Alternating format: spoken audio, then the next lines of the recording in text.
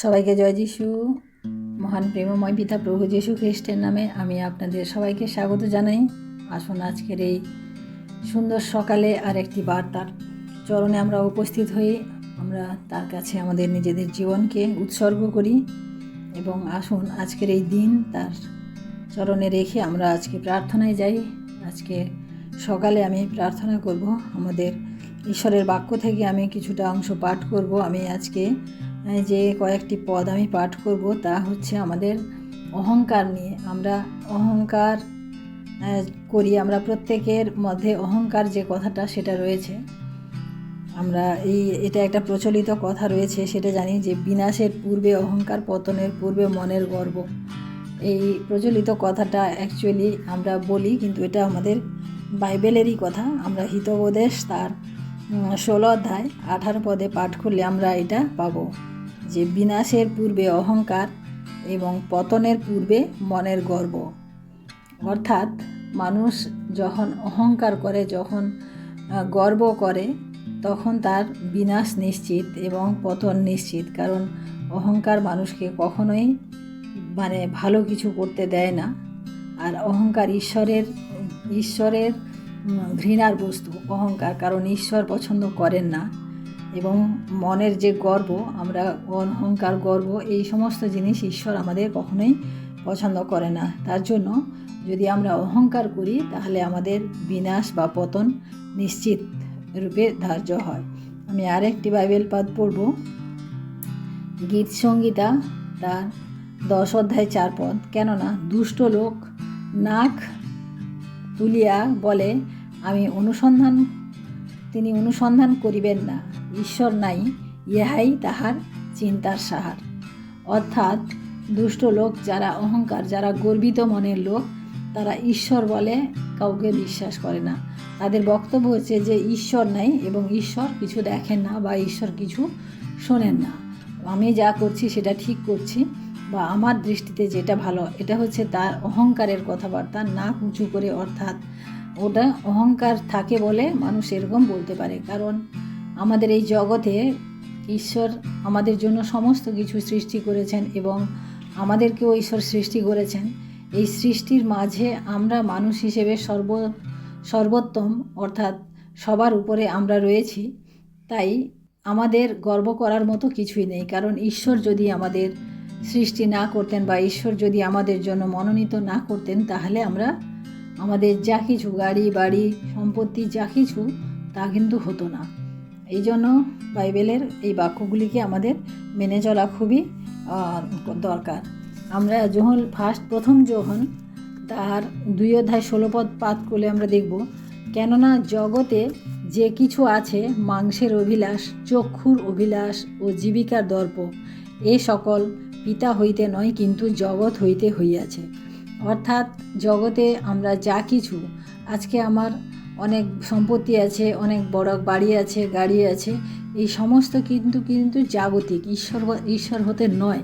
কারণ ঈশ্বর এতে প্রীত নন। কারণ আমাদের এই সমস্ত কিছুর পেছনেও ঈশ্বরের হাত রয়েছে। কারণ ঈশ্বর যদি আশীর্বাদ না করতেন তাহলে আমরা আজকে সমস্ত কিছু করতে পারতাম না। আমরা আজকে ভালো পরীক্ষার ফল করেছি, ভালো রেজাল্ট করেছি, আমরা অনেক অহংকার করি না যে আমি পড়েছি, আমি আমার নিজের চেষ্টায় করেছি, কিন্তু এগুলি সমস্ত ভুল ধারণা। কারণ ঈশ্বর যদি অনুগ্রহ না করতেন, ঈশ্বর যদি সহবর্তী না থাকতেন, তাহলে ভালো রেজাল্ট, ভালো চাকরি, এই সমস্ত কিছু আমাদের হতো না। তাই আমাদেরকে ঈশ্বরে ভয় রাখা উচিত। আমাদের মনের অহংকারকে, আমাদের গর্বকে আমাদের দূর করা উচিত। আমি আরেকটি এই বাক্য পাঠ করব, হিতোপদেশ তার 16 অধ্যায় 5 পদ। যে কেহ হৃদয়ে গর্বিত, সে সদাপ্রভুর ঘৃণাস্পদ, হস্তে হস্ত দিলেও অদণ্ডিত থাকিবে না। অর্থাৎ আমরা যদি হৃদয়ে গর্ব করি, আমরা যদি অহংকার করি, তাহলে সরাসরি এখানে বলা হচ্ছে সে সদাপ্রভুর ঘৃণাস্পদ, অর্থাৎ ঈশ্বরের ঘৃণার পাত্র। যারা অহংকার করে তাদেরকে ঈশ্বর কখনোই পছন্দ করেন না, কখনোই ভালোবাসেন না। যত আমরা যা কিছু করি না কেন, অনেক দান ধ্যান করে দিলাম, অনেক গরিব দুঃখীকে খাইয়ে দিলাম, অনেক কিছু করে দিলাম, কিন্তু তাতে আমাদের অদণ্ডিত, আমাদেরকে দণ্ড আমরা পাবই পাবো। কারণ অহংকার ঈশ্বরের বিনাশপদে, অহংকার ঈশ্বর ভালোবাসেন না। আমরা আর একটা পদ পাঠ করি, হিতোপদেশ তার 11 অধ্যায় 2 পদ। অহংকার আসিলে অপমানও আইসে, কিন্তু প্রজ্ঞাই নম্রদিগের সহচরী। অর্থাৎ যখন আমাদের জীবনে অহংকার আসে তখন অপমান আসে, কারণ এটা ঈশ্বরের বাক্য। কিন্তু প্রজ্ঞাই নম্রদিগের সহচরী, অর্থাৎ নম্রতা যদি আমাদের জীবনে থাকে তাহলে আমাদের কী হয়, প্রজ্ঞা হচ্ছে জ্ঞান বুদ্ধি, এটা আসে। কিন্তু অহংকার আসলে আমাদের কি হয়, অপমান আসে। আমরা অহংকার যখন করব আমরা তখন অপমানিত হবই হব, ঈশ্বরের বাক্য বলে। তারপরে আরেকটি পদ পড়ি, যাকব তার 4 অধ্যায় 6 পদ আমরা যখন পাঠ করি, যাকবের পুস্তক তার 4 অধ্যায় 6 পদ পাঠ করলে দেখব, ঈশ্বর অহংকারীদের প্রতিরোধ করেন, কিন্তু নম্রদিগকে অনুগ্রহ প্রদান করেন। অর্থাৎ যারা অহংকারী তাদেরকে ঈশ্বর প্রতিরোধ করেন, অর্থাৎ বিরোধ করেন, অর্থাৎ সরাসরি না, ঈশ্বরের সাথে। আমাদের যদি অহংকার আমরা করি তাহলে আমরা কার সাথে যুদ্ধ করছি, যে ঈশ্বরের সাথে, সরাসরি আমাদের ঈশ্বরের সাথে যুদ্ধ। অর্থাৎ ঈশ্বরের সাথে যখন আমরা যুদ্ধ করব তখন আমরা কখনোই জিততে পারবো না, তাই আমাদের পতন নিশ্চিতভাবে হবে। কিন্তু নম্রদিগকে অনুগ্রহ প্রদান করে, অর্থাৎ যারা নম্র, যারা ধীর স্থির, তাদের প্রতি ঈশ্বর করুণা করেন, দয়া করেন, তাদেরকে অনুগ্রহ দান করেন। আরেকটি বাক্য পড়ি, হিতোপদেশ 29-23 পদ। মনুষ্যের অহংকার তাহাকে নিচে নামাইবে, কিন্তু নম্রচিত্ত ব্যক্তি সম্মান পাইবে। মনুষ্যের অহংকার তাহাকে নিচে নামাইবে, কিন্তু নম্রচিত্ত ব্যক্তি সম্মান পাইবে। ঈশ্বরের বাক্য বলে যে মানুষ অহংকার করে সে কী হবে, নিচে নেমে যাবে। আমরা বলি না যে এত অহংকার ভালো না, এত অহংকার ভালো না, এত কিছু ভালো না, একদিন না একদিন পতন হবে। সত্যিকারে ঈশ্বরের বাক্যও তাই বলে যে অহংকার যারা করে তাদেরকে নিচে নামতেই হবে, কিন্তু নম্রচিত্ত ব্যক্তি, যে নম্র সে সম্মান পাবে, যে নম্র সে ভদ্র সে সম্মান পাবে। হিতোপদেশ তার 8 অধ্যায় 13 পদ পাঠ করি, সদাপ্রভুর ভয়, দুষ্টতার প্রতি ঘৃণা, অহংকার, দাম্ভিকতা, কুপথ এবং কুটিল মুখও আমি ঘৃণা করি। সদাপ্রভুর ভয়, দুষ্টতার প্রতি ঘৃণা, অর্থাৎ যারা সদাপ্রভুকে ভয় করে তাদের প্রতি ঈশ্বর অনুগ্রহ এবং দয়া করেন। কিন্তু যারা সদাপ্রভুর প্রতি ভয় করে না, যাদের সেই ভয় নেই, তাদের প্রতি ঈশ্বর, এখানে বাইবেল কি বলছে, যে তিনি তাদেরকে ঘৃণা করেন, তাদের মুখ দেখলেও ঈশ্বরের ঘৃণা হয়। তাই আমরা মানুষ হিসেবে আমাদের জীবনে অহংকারকে আমরা দূরে ফেলি। এবং আজকে বিশেষ করে আজকে যে বাইবেল পদগুলো আমরা পাঠ করলাম, আমি ডেসক্রিপশান বক্সের মধ্যে আমি এই পদগুলোকে দিয়ে দেবো, আপনারা যদি পড়েন তো পড়ে নেবেন বাইবেল থেকে। এই বাইবেল পদগুলি আমরা পাঠ করব, কারণ অহংকার আমাদের জীবন থেকে দূর করতে হবে। অহংকার যদি থাকে তাহলে আমাদের সফলতা কখনোই আসবে না।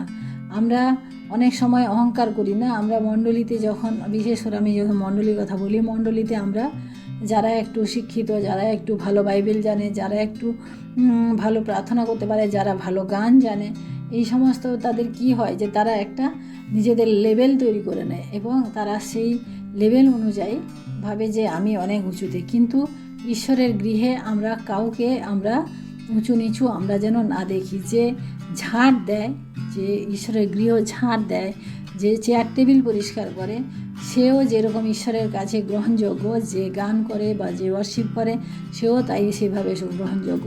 তাই আমরা আমাদের জীবন থেকে সমস্ত রকমের অহংকারকে আমরা দূরে সরিয়ে একেবারে সাধারণভাবে, একেবারে নম্রভাবে, যেটা ঈশ্বর আমাদের থেকে চান, আমরা সেইভাবে ঈশ্বরের সম্মুখে উপস্থিত হই। শুধু আমরা মণ্ডলীতে নয়, আমাদের পারিবারিক জীবনে, আমাদের সামাজিক জীবনে, আমাদের সমস্ত জায়গায়।